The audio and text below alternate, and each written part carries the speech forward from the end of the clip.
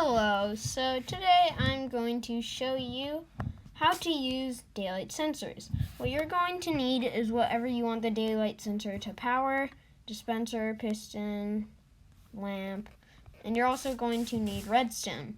So you can start off by maybe making a dance floor. It'll take a second, but it will power the lamp. You can make it longer distances and stuff. You're just going to need some redstone to use and give the light off to. Bang. That was pretty cool. But guess what? It gets even cooler by the fact that you can use this and you can break this entire thing, and it will still get lit up.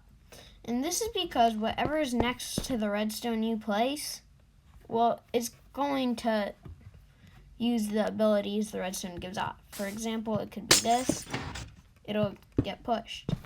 So you don't have to use daylight sensors for just lamps. You can use a daylight sensor here, use the redstone it gives off to power a piston.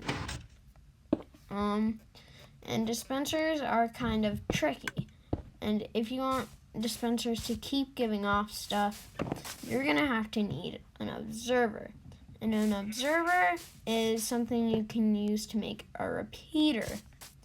And I know this is very, very weird, but you can think of a repeater as the two kind of back sides of the observer, or if you go above, you can see it's two arrows pointing out different sides, and you can use this. So if I put this here, put a hopper on top, and then I throw my hoppers into this, it will keep throwing out my hoppers to me. But yeah, I think it's just a really cool thing that you can use. You can keep using pistons to push.